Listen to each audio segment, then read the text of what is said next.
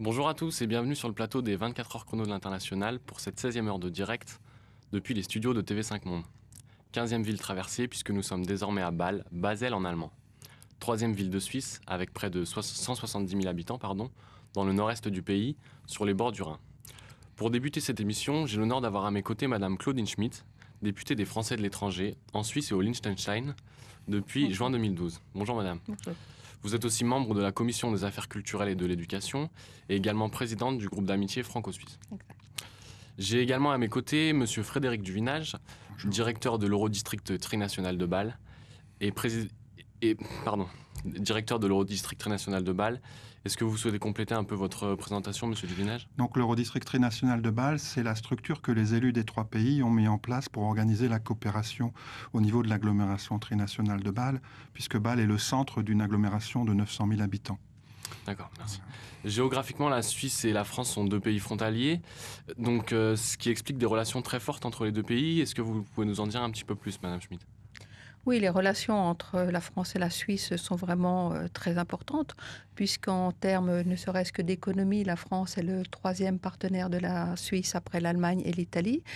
Et les relations sont aussi très importantes en matière de recherche, puisque la Suisse est un pays d'innovation, en matière universitaire. Et puis, il y a toutes les coopérations très locales que Bâle connaît très bien, comme par exemple en termes policiers. Donc, c'est vraiment très, très important ces relations qu'il y a entre les deux pays. Monsieur Duvinage, parlez-nous un petit peu plus de l'Eurodistrict. Qu'est-ce que ça englobe finalement comme espace? Donc l'Eurodistrict trinational de Bâle englobe le pays de Saint-Louis avec 3 communautés de communes côté français, donc le canton de Bâle-Ville, le canton de Bâle-Campagne, une partie du canton d'Argovie, et côté allemand, donc le Landkreis de Lörrach et 2 villes, Bad Säckingen et Wehr. Donc on fait des coopérations au niveau de l'aménagement, des transports en commun, de la jeunesse, des échanges entre les personnes et les habitants de ce bassin de vie trinational. Et cet organisme, il existe depuis combien de temps à peu près? Donc il a été créé en 2007, et donc ça fait à peu près 8 ans. Ouais. On va tout de suite un peu parler de la présence française en Suisse et dans la région de Bâle plus précisément, avec Madame Sylvaine Carta-Levert, qui est consul général de France à Zurich. Nous avons à peu près 4000 Français inscrits au consulat qui vivent dans cet ensemble. Tous les Français, ici comme ailleurs, ne sont d'ailleurs pas inscrits au consulat. Et c'est plutôt de l'ordre de 4500 à 5000 Français qui sont installés ici, auxquels s'ajoutent les travailleurs frontaliers. Alors, quelles évolutions récentes? De plus en plus de Français s'installent à Bâle. Ce sont des personnes actives plutôt jeunes. 27% ont moins de 25 ans, il y a aussi beaucoup d'étudiants. 49% sont dans le monde du travail, cadres pour la plupart, installés avec leur famille et employés dans les secteurs de la chimie, de la pharmacie, des services qui soutiennent ces industries et également les sociétés d'assurance. De retour sur le plateau des 24 heures chrono de l'International, Madame Schmitt, vous voulez réagir un petit peu à cette vidéo par rapport à la présence française en Suisse de manière générale? Oui, les Français sont au nombre d'un peu plus de 160 000 inscrits dans les consulats. Disons que 3/4 vivent dans la région de Suisse romande, 1/4 dans la région suisse alémanique, puisque il y a une certaine difficulté pour nos compatriotes, qui est un problème, disons, de la langue, et à Bâle, ça ajoute encore une autre spécificité qui est le dialecte et de parler le bâlois. Donc à Bâle, on parle français, on parle allemand? On parle surtout bâlois. D'accord. Voilà. Et d'ailleurs, les Français, les frontaliers, puisque la consul générale l'a évoqué, qui sont là, sont souvent des Alsaciens parce qu'ils sont très familiers avec cette langue et ils parlent allemand. Monsieur Duvinage, parlez-nous justement un peu aussi de la présence française dans l'Eurodistrict. Donc les Français représentent 10% de la population de cette agglomération trinationale, donc c'est important, mais c'est plus petit que les Allemands avec 30% et les Suisses avec 60%. Et en fait, on essaie d'articuler et de voir comment la partie française de l'agglomération peut profiter de l'excellence bâloise. Puisqu'on va le voir dans la suite de l'émission, les Bâlois, la ville de Bâle a quand même une excellence dans beaucoup de domaines économiques, etc.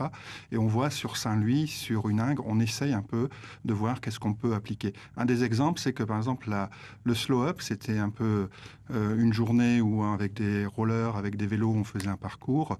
On l'a l'avait au début que du côté suisse, après on l'a eu du côté suisse, du côté allemand, et maintenant on l'a de manière trinationale. Merci. Justement, la Suisse, par rapport aux idées reçues qu'on peut avoir sur ce pays, il y a une chose qui revient assez souvent, c'est le coût de la vie. Donc on va tout de suite écouter monsieur Lionel Pilorget qui aborde ce sujet. J'aimerais vous donner quelques informations déjà sur le coût de la vie à Bâle, sachant que c'est une ville en Suisse. En général, la vie en Suisse est plutôt chère. Et pour ce faire, je vais vous donner un exemple. Voici un œuf qui, acheté en Europe, coûte 30 centimes d'euros, soit l'équivalent de 40 centimes de francs suisses. Voici un œuf jumeau acheté en Suisse, il me coûtera 80 centimes de francs suisses. Donc vous l'aurez compris, c'est le double du prix en Europe. Donc la vie est plutôt chère en Suisse, à Bâle, sachant que quand on habite à Bâle, on peut évidemment aller faire ses courses en Allemagne ou en France et bénéficier d'un coût de la vie moins élevé et puis d'un taux de change très intéressant. Madame Schmitt, monsieur Pilorget dans cette vidéo évoque quelque chose qui est intéressant, un phénomène, c'est le tourisme d'achat. Qu'est-ce que vous pouvez nous dire à propos de ce flux qui peut exister, les Suisses qui vont en France pour faire leurs courses, qu'est-ce qui se passe? Oui, et Bâle est très très bien situé à ce sujet-là, puisqu'il n'y a pas, disons, de temps et de déplacement. La France est à côté. D'ailleurs, les supermarchés, parfois le supermarché en France est plus proche que le supermarché en Suisse. Bon, des Suisses vont aussi en Allemagne, il ne faut pas l'oublier non plus, puisque l'Allemagne est aussi très proche. Mais ça, c'est vraiment une grande qualité que lorsque l'on vit à Bâle, c'est de pouvoir profiter de la France et aussi des produits français vraiment à tout niveau. Justement, le coût de la vie est peut-être dû au salaire qu'on peut retrouver en Suisse par rapport à la France. Avec une activité transfrontalière qui est importante, est-ce que c'est aussi le cas dans l'Eurodistrict ?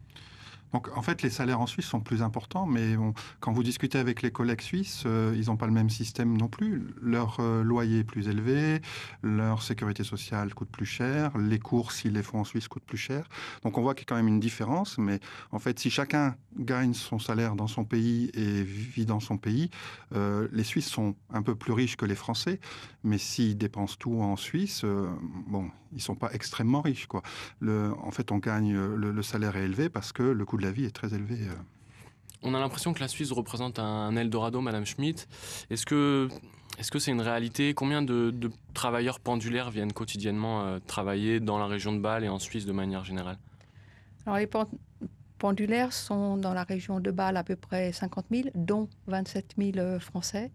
Et dans l'ensemble de la Suisse, il y aurait 200 000 personnes frontalières, d'après les autorités suisses. Donc j'imagine, hier on était sur Luxembourg avec des problèmes de circulation. J'imagine que ça doit être un petit peu la même chose dans cette région.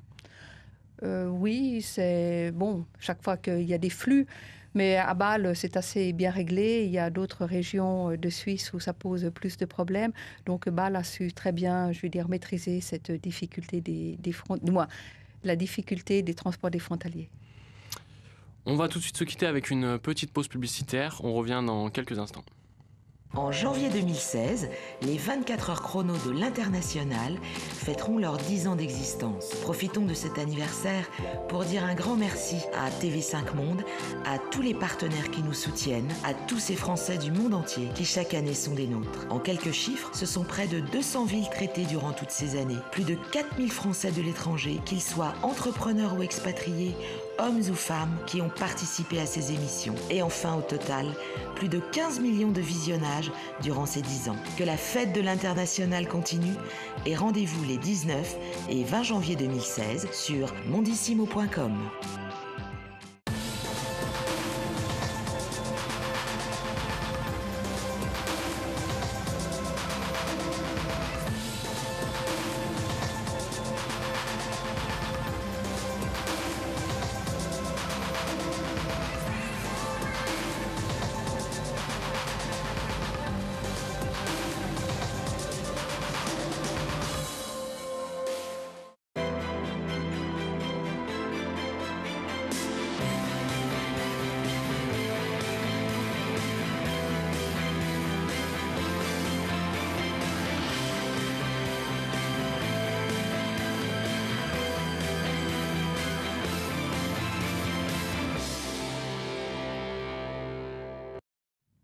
De retour sur le plateau des 24 heures chrono de l'International, où nous sommes depuis les studios de TV5 Monde, j'ai le plaisir d'accueillir Monsieur Didier Assandry.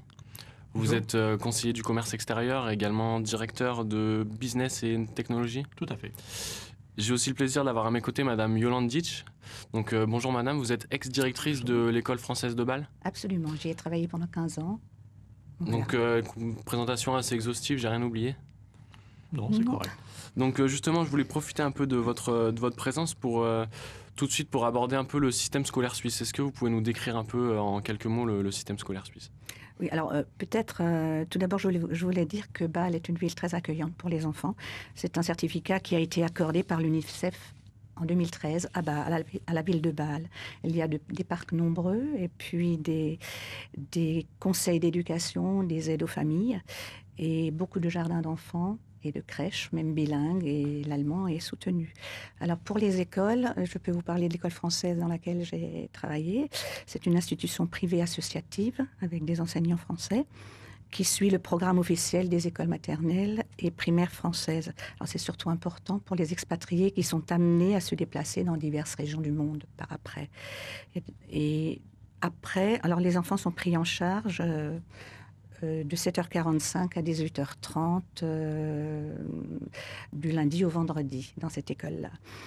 À la suite de l'école primaire, les enfants peuvent rejoindre différents systèmes, le système français, dans les écoles en France toutes proches, à quelques kilomètres en bus, ou le système suisse, où des cours de langue sont assurés. Justement, on va tout de suite écouter Monsieur Pilorget qui revient sur ces points forts du système scolaire suisse. J'ai 2 enfants qui font leur scolarité en Suisse pour des raisons linguistiques déjà. Donc ils parlent l'anglais, l'allemand, le français. Et puis parce que la scolarité suisse met l'accent sur l'individu, en fait, quel que soit le type de formation, et vise à l'intégration de l'individu dans la communauté. Il ne faut pas oublier qu'Erasme a vécu plus de 17 ans dans la ville de Bâle, ce qui lui donne un caractère humaniste important. Monsieur Assandry, vous êtes d'accord avec ce qui vient d'être dit dans cette vidéo? Oui, je suis tout à fait d'accord, puisque je suis dans le même cas. Mes enfants sont dans le système suisse. Donc, on a l'impression que la particularité du système scolaire suisse, c'est qu'il y a de nombreuses connexions entre monde professionnel et monde scolaire, avec la filière apprentissage, par exemple, qui est beaucoup plus valorisée qu'en France. Est-ce que c'est quelque chose qui est vrai, Madame? Oui, c'est une réalité. Et alors, il y a aussi quelque chose qui est important, c'est qu'on enseigne le français dès l'école primaire. C'est la première langue étrangère enseignée dans l'école suisse.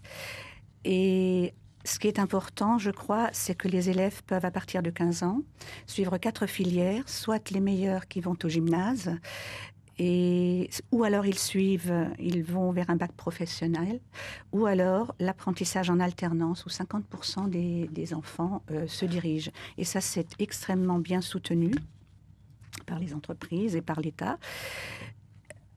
Et ça fait que c'est une adaptation parfaite du système suisse au monde du travail, je pense. Avec des établissements d'études supérieures qui sont mondialement reconnus en Suisse. Absolument. tout à fait, tout à fait. L'université de Bâle, par exemple, c'est la plus ancienne haute école de Suisse. L'école polytechnique de Zurich et de Lausanne, parmi les meilleures au monde. Et l'université de Freiburg en Allemagne et l'université de Strasbourg. Donc les compétences sont plutôt privilégiées par rapport au diplôme, Monsieur Assandry? Oui et non. Oui et non. C'est-à-dire que plus rapidement que dans le système français, on aiguille les élèves vers tel ou tel type de scolarité ou d'apprentissage. Donc pas tout le monde peut devenir docteur, dirons-nous. Mais très tôt, les personnes qui ne vont pas avoir des diplômes, très tôt, ces personnes-là vont être aiguillées sur une filière pratique avec un apprentissage en entreprise dès le départ. Donc lorsque ces personnes vont avoir un certificat de scolarité, elles auront déjà 4 ou 5 ans de vie pratique en entreprise. Vous êtes d'accord avec ça, Madame Ditch? Absolument. Moi, je pense qu'on essaye vraiment de valoriser la bonne formation en lui trouvant une bonne formation pour chaque élève. Et ce qui est aussi important, c'est qu'il existe des passerelles qui permettent à des enfants qui n'ont pas acquis la maturité nécessaire à un moment donné. Par exemple, un apprenti qui veut, après passer son baccalauréat, peut, grâce à une passerelle, continuer des études. La maturité, c'est ça, le baccalauréat en Suisse? Tout à fait. Oui, c'est vrai.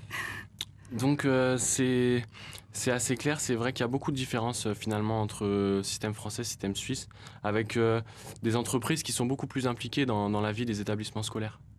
Oui, oui, et il y a, je pense qu'il y a comment dire, vraiment un grand transfert entre les... Une plus grande coopération. Une synergie, Une coopération, une synergie entre, entre Mais les si entreprises. je peux juste vous prendre une petite remarque, il n'y a pas un système scolaire suisse, mais il y en a 27, puisque chaque canton a son propre système, plus un système pour les écoles privées. Et c'est justement une des grandes réformes d'essayer d'unifier un peu tout ça, puisque jusqu'à présent, si vous étiez dans le canton de Bâle-Ville, vous déménagez dans le canton de Bâle-Campagne, le système était différent. Donc, on traverse la rue. D'accord, merci. Merci beaucoup pour toutes ces informations. On se quitte tout de suite avec une petite pause publicitaire avant d'aborder les thèmes plus attraits à l'économie.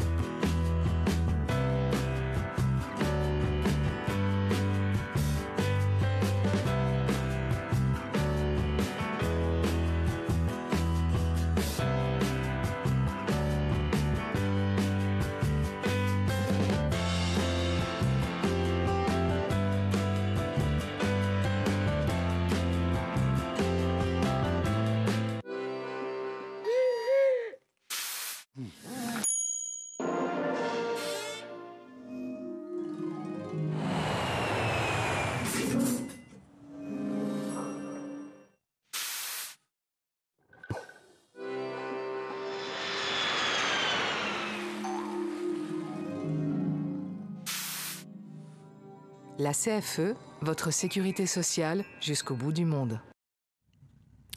De retour sur le plateau des 24 heures chrono pour cette 16e heure de direct. Donc j'accueille encore une fois Monsieur Frédéric Duvinage, qui on le rappelle est directeur de l'Eurodistrict Trinational de Bâle. Messieurs, on va désormais aborder des thèmes un peu plus économiques. Donc qu'est-ce que vous pouvez nous dire à propos de la notion d'entreprendre en Suisse, Monsieur Dassandry? La notion d'entreprendre, je dirais que c'est quelque chose qui est ancré dans la culture suisse, mais surtout c'est quelque chose qui est aussi encouragé et qui est simplifié au plus haut niveau pour pouvoir permettre à chacun de créer son entreprise, de se mettre à son compte, de créer une activité. Monsieur Duvinage, est-ce que vous pouvez nous faire un petit état des lieux de l'activité entrepreneuriale, le nombre d'entreprises dans l'Eurodistrict justement? Alors bon, c'est clair que dans l'Eurodistrict, la plupart des entreprises sont côté suisse, puisque c'est vraiment le cœur économique de l'agglomération.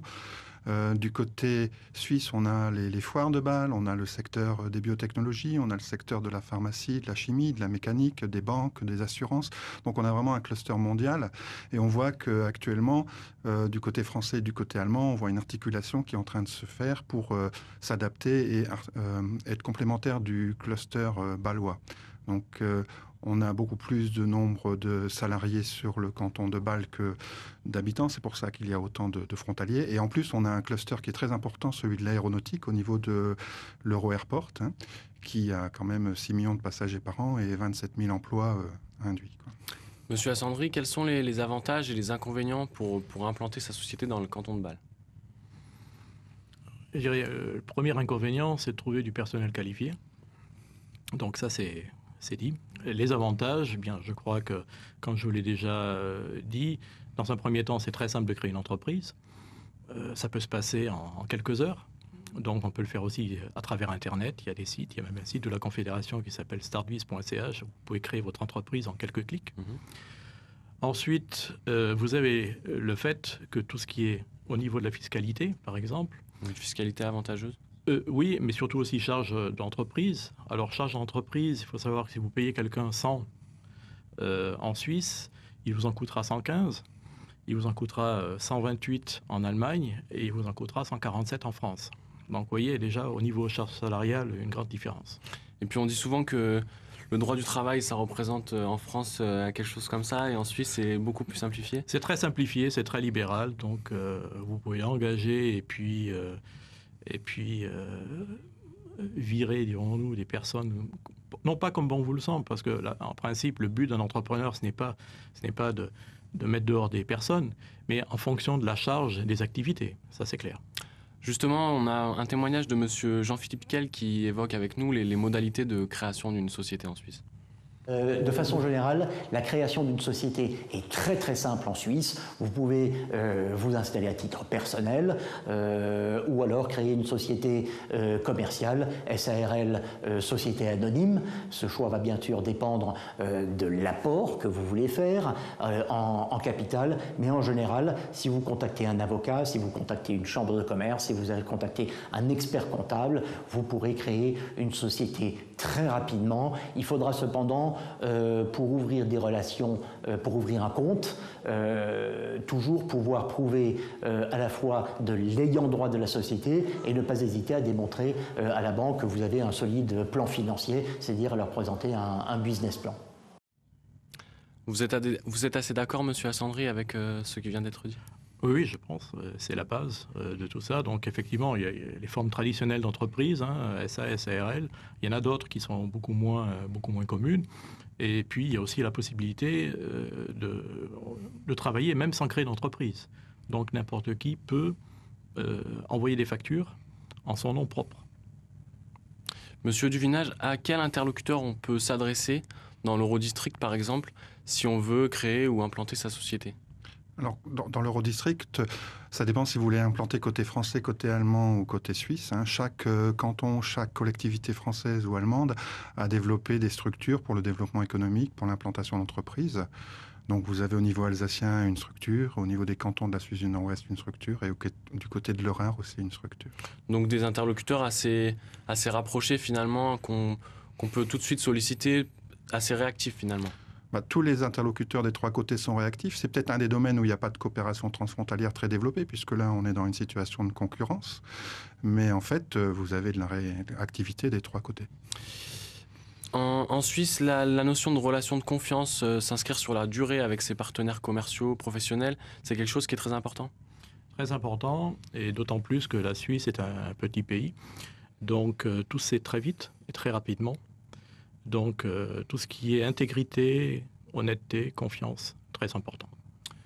On va tout de suite écouter monsieur Romain Duriez, qui est directeur de la Chambre franco-suisse de commerce et d'industrie, qui nous parle justement de toutes les opportunités d'affaires des secteurs porteurs qui peuvent exister en Suisse. Il faut voir la Suisse comme un petit marché, c'est un marché de 8 millions d'habitants. Il faut voir la Suisse comme un marché mature, c'est un marché sur lequel on trouve à peu près tout. Donc je dirais que les secteurs porteurs, ils ne sont pas très différents de ce qu'on va trouver en Allemagne, en France, ou en tout cas dans la plupart des pays européens. Maintenant, il faut se poser certaines questions. La Suisse, c'est un pays qui réalise 1 franc sur 2 de son PIB à l'export. Donc il y a une capacité d'exportation qui est très importante, plus de 250 milliards par année. Qui sont exportés. Donc moi je dirais que les secteurs porteurs, ils sont notamment dans tout ce qui est bien intermédiaire, notamment pour l'industrie. Donc une entreprise française qui va par exemple fabriquer des sous-ensembles pour l'industrie va avoir en Suisse, malgré l'étroitesse du marché, de nombreuses opportunités. Pourquoi ? Parce que l'entreprise suisse qui fabrique de la machine-outil par hypothèse ou des appareils de mesure ou des appareils d'essai, elle les exporte dans le monde entier. C'est pareil dans l'horlogerie, on a plus de 90% de la production suisse qui est exportée. Et lorsqu'une entreprise française vend à un donneur d'ordre suisse, en réalité, elle vend pour un marché qui est global, elle ne vend pas uniquement pour le marché suisse. Donc on l'a bien compris, la Suisse est un marché d'exportation. Vous évoquiez tout à l'heure le secteur pharmaceutique comme un des secteurs porteurs essentiels dans la région de Bâle. Monsieur Assandry, quelle autre opportunité d'affaires on peut déceler dans ce canton ? Bien, à part les sciences de la vie, le canton de Bâle est aussi actif dans tout ce qui est logistique, dans tout ce qui est industrie, plutôt industrie de pointe à ce niveau-là. Mais le gros, c'est l'industrie pharmaceutique. Ça, c'est clair. Il y a 2 des plus gros conglomérats mondiaux au niveau des life sciences. Novartis. Roche et Novartis, oui. Ou Novartis et Roche, pour mettre tout le monde d'accord. Et puis, il ne faut pas oublier non plus Actelion, qui est une petite start-up française quand même. Enfin, française non, mais une start-up suisse créée par des Français, qui sont quand même plus de 3000 personnes qui sont implantées à Bâle-Campagne. Avec aussi, Monsieur Duvinage, ce qui fait la force de l'économie suisse, c'est qu'on a un vrai tissu de PME qui est là pour collaborer justement avec ces grands groupes. Combien de PME, combien de petites entreprises, de plus petites structures dans l'Eurodistrict? Alors là, je ne peux pas vous dire le nombre d'entreprises, mais bon. Ce qui est important du côté suisse, c'est qu'ils cherchent l'excellence et ils la trouvent. S'ils doivent la trouver en France, ils iront la chercher en France. S'ils la trouvent en Allemagne, ils iront la chercher en Allemagne. S'ils doivent la trouver aux États-Unis ou à Singapour, ils iront là-bas. Les Suisses sont vraiment tournés vers l'excellence et vers la qualité, la grande qualité. On le voit dans l'horlogerie. Et donc, le nombre d'entreprises, je veux dire, sur le territoire n'est pas peut-être le bon chiffre pour comprendre comment fonctionne le tissu économique bâlois. Monsieur Assandri, quelle est la tendance à adopter dans les affaires? Quelle attitude à adopter si on veut trouver un emploi, par exemple? Si on veut trouver un emploi, eh bien, dans un premier temps, c'est de postuler, bien sûr. Ça, c'est clair. Tout dépend de l'emploi et du secteur dans lequel vous voulez postuler. Ce qui se fait en Suisse, c'est de mettre sa date de naissance, c'est de mettre sa photo, par exemple. Donc beaucoup d'informations qui en France ne sont pas tout à fait nécessaires. Ensuite, suivant les secteurs dans lesquels on travaille, l'anglais, l'allemand, le suisse-allemand, des fois le français. Alors tout dépend, parce que encore une fois, la Suisse, c'est 26 cantons différents, c'est 26 gouvernements différents, et je dirais pas 26 règles différentes, mais beaucoup de règles. Merci. On va faire une dernière petite coupure publicitaire avant d'aborder la dernière partie de l'émission.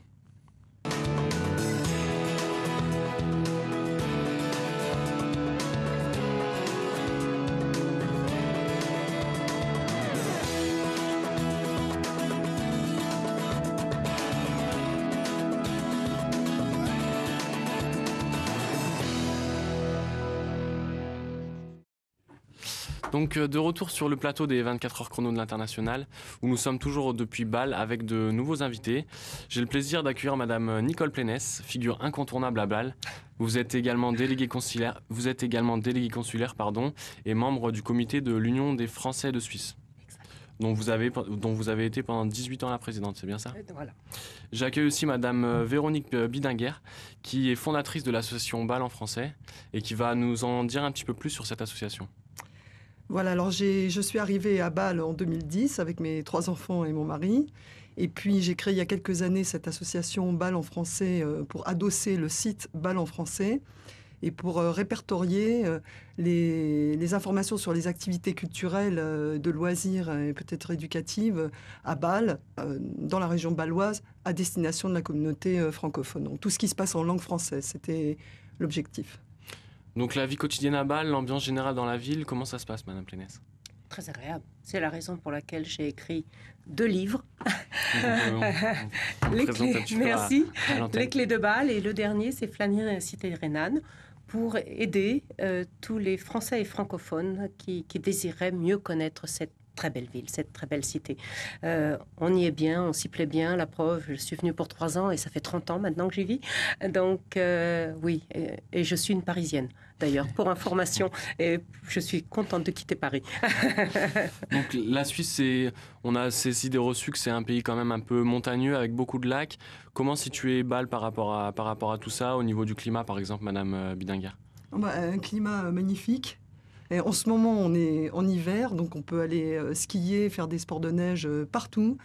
Du côté allemand, français, suisse, Jura, Vosges, Feldberg en Allemagne. Il fait très bon et on est dans une zone de climat plutôt tempéré. Donc c'est très agréable de circuler à n'importe quel moment de l'année. En été, on peut se baigner dans le Rhin. Il y a la piscine géante des Bâlois. Il y a même une journée qui est dédiée aux nageurs à Bâle, dans le Rhin. Donc, au point de vue climat, c'est parfait. Donc, seul petit point noir, on va dire, à Bâle et en Suisse de manière un peu plus générale, le marché immobilier avec des prix qui sont très élevés, qui n'ont rien à voir avec la France. Pour évoquer tout ça, on écoute tout de suite Monsieur Xavier Renfried qui nous fait une brève description du marché immobilier à Bâle. Venant de France, on est étonné par les prix de l'immobilier en Suisse. Qui avait un 4 pièces en France n'obtient pour le même prix ici qu'un 2 pièces, bien sûr. Et ceci est en rapport avec la moyenne des revenus locaux. Vous êtes d'accord, Madame Plénès, avec ce que monsieur... Oui et non. Disons qu'il faut compléter cette observation parce qu'il ne faut pas oublier que Bâle, c'est 37 km². Donc c'est tout petit. C'est le plus petit canton de Suisse. Par contre, nous sommes la 3e ville de Suisse en tant qu'habitants. Environ, pour le canton de Bâle, il y a à peu près 200 000 habitants. Donc vous vous rendez compte déjà, pour loger toutes ces personnes, c'est normal que le prix du loyer soit élevé, ou le prix au mètre carré, loyer ou achat. Une demande qui est plus importante que l'offre, finalement. Tout à fait. Donc, sur nos petits kilomètres carrés. Mais si vous reculez déjà, si vous allez dans l'arrière-pays à 10-20 km, avec tous les transports à votre disposition, train, tram, bus, et il y a vraiment toutes les possibilités. En plus, les transports sont vraiment réguliers, sérieux, très, très fréquentables et il ne faut pas oublier, ponctuel et transfrontalier. C'est-à-dire que vous pouvez passer de Bâle à aller en Alsace ou en Allemagne avec ces mêmes transports. Donc, c'est important de le souligner. Il n'est pas nécessaire de vivre à Bâle-Ville. Alors, bien sûr, le prix de location est d'environ 20-25 francs suisses, soit 17-20 euros. Mais dans chaque appartement, quand vous arrivez, tout est propre, clair, a été refait entièrement et vous avez à votre disposition toutes les cuisines et salles de bain sont aménagées. Donc avec tout ce qu'il faut. Ensuite, quant à l'achat d'un appartement ou d'un pavillon, là il faut compter à peu près 10 000 francs suisses, soit 8 000 euros le mètre carré, mais c'est toujours aussi des pièces sélectionnées quand même, de très belles pièces, et vous n'avez que difficilement le comparable en France, ou justement pour ces prix-là. Alors, à souligner que peu de personnes privées sont possesseurs d'un appartement en ville. Oui, voilà, c'est ça. Culturellement, on a quand même plus de locataires que de propriétaires. Tout à fait. Soit parce qu'ils sont là pour peu de temps, ou alors ces biens appartiennent souvent aux banques ou aux assurances. Et est-ce qu'on retrouve aussi beaucoup de travailleurs frontaliers viennent tous les jours travailler à Bâle et qui habitent en France? Est-ce qu'on retrouve aussi des gens qui habitent, des Bâlois, on va dire, mais qui ont émigré vers la France côté français pour avoir plus de facilité au niveau du logement? Oui, on en a beaucoup. On en a beaucoup qui travaillent à Bâle et qui habitent en Suisse, en Saint-Louis ou dans la région. Et puis, il y en a quelques-uns, je veux dire, je faisais partie des 3. Nous étions 3 à habiter en Suisse, à Bâle, et à aller travailler à Mulhouse ou dans la région de l'Alsace. Mais il y a aussi ce qui pèse sur le prix, c'est aussi donc, ces grands groupes dont on parlait les personnes précédentes, Novartis, Roche, qui ont quand même des cadres. La Banque des règlements internationaux, qui est la première banque quand même financière qui a été créée, et à Bâle. Tous ces établissements, bien sûr, demandent une qualité de service. C'est une clientèle exigeante qui demande la qualité. Donc, ça pèse sur le prix. Mais nous sommes particulièrement gâtés. On ne peut pas se plaindre. On arrive bientôt au terme de cette émission. On va évoquer la vie culturelle sur une dernière partie pour finir sur une note un peu plus artistique. Mais avant cela, on écoute Madame Marie-Vonne Chartier-Raymond qui nous parle de la place des musées dans la ville de Bâle. Nous sommes maintenant au musée des Antiquités de Bâle. Bâle est une ville qui a beaucoup de musées par rapport à la population. Des musées de la ville, des musées privés, et il n'est pas étonnant que une fois par an, une fois tous les 2 ans, un nouveau musée apparaisse par la générosité de collectionneurs. Les collectionneurs de Bâle sont un petit peu la spécificité de la ville. Les mécènes aident beaucoup les musées. Culturellement parlant, la ville de Bâle n'a rien à envier aux grandes villes européennes, Madame Billinger? Ah non, pas du tout. Et comme l'a dit Marie-Vonne, on a plus de 40 musées à Bâle. Le petit dernier, c'est la Maison pour les Arts électroniques, qui a été créée là en octobre. Et puis, le musée Tinguely, la Fondation Bayeler, qui reçoit bientôt l'exposition Gauguin au mois de février. Et puis d'autres musées qui sont peut-être un petit peu plus modestes, mais qui proposent une médiation en langue française, toujours une médiation en langue française au moins, comme le Cartoon Museum de Bâle qui nous a proposé une exposition sur Sampé.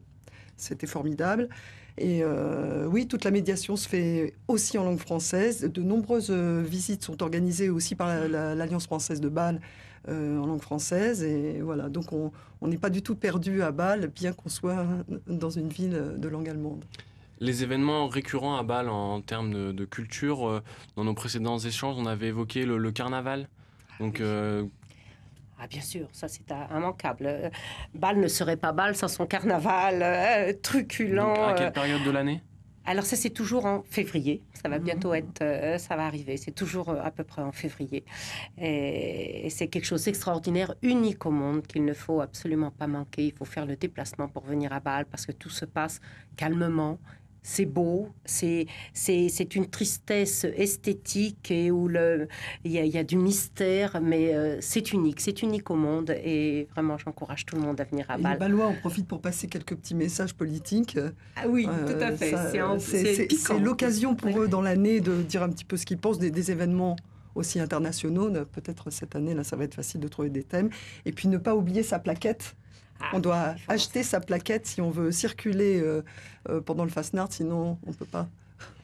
Et puis justement, je ne sais pas si vous êtes amatrice de football, mais avec une équipe qui est reconnue dans toute l'Europe depuis plusieurs années. Et puis nous avons le tennis avec quand même Federer aussi, les Swiss Indoors en octobre. Non, nous sommes particulièrement gâtés dans le sport, la culture en général. Un vrai dynamisme culturel, sportif.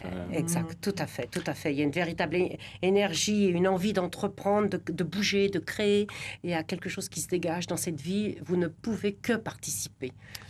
Et justement, alors en termes d'interculturalité, pour conclure un petit peu l'émission, quels conseils vous pourriez donner à une personne qui souhaite s'installer à Bâle ? Alors, laissez sa voiture dehors. Parce que les transports sont très très bien organisés à Bâle. Et d'ailleurs, tout le monde aura l'occasion de se rendre compte un peu plus vendredi prochain lors de la nuit des musées bâlois. Donc une ville qui a vocation à devenir piétonne. Oui, le cœur de beaucoup de cyclistes à Bâle, par exemple. Beaucoup, un tas d'occasions de circuler à pied et en vélo. Et puis donc, ne pas penser que sous prétexte qu'on est à Bâle et que la langue parlée est l'allemand, on va s'ennuyer parce que tout le monde communique en langue française aussi. Et vous, Madame Plénès, si vous deviez souligner les erreurs qu'une personne ne doit absolument pas faire si elle souhaite s'installer à Bâle ? Ne pas s'intégrer, ne pas chercher à s'intégrer. Finalement, il ne faut pas donner des conseils. Il faut simplement dire aux gens, essayez de vous intégrer par le sport, par la famille, par les enfants, par le travail. Mais les Bâlois sont très, très sensibles. Mettons, je vous ai parlé de mes 2 livres. Ils m'ont tout de suite, quand ils ont su, ils m'ont tout de suite accueilli. Ils m'ont fait une réception à l'hôtel de ville. Ils sont contents quand on s'intègre, quand on essaye de faire aimer leur ville. Et on ne peut pas faire autrement que d'aimer Bâle. Et justement, pas considérer que Bâle, malgré sa proximité avec la France, soit une province française comme beaucoup peuvent... Ah non, pas du tout, du tout, du tout. C'est une ville au contraire très, très dynamique et qui veut toujours, d'ailleurs, les intervenants précédents l'ont bien démontré sur le plan économique, mais donc financier, économique, culturel. Bâle est une ville très, très dynamique et on ne peut pas s'ennuyer à Bâle. Ce n'est pas possible. Le slogan, c'est Culture Unlimited. Voilà. Effectivement. C'est le slogan de la ville. On va finir sur ce slogan, alors Culture Unlimited. Oui, exactement. Super, merci. Je vous remercie beaucoup, mesdames, pour votre participation. On va se quitter avec... la prochaine émission, ça sera en Afrique, plus précisément en République démocratique du Congo, à Kinshasa. Merci beaucoup. Au revoir. Merci à vous. Merci.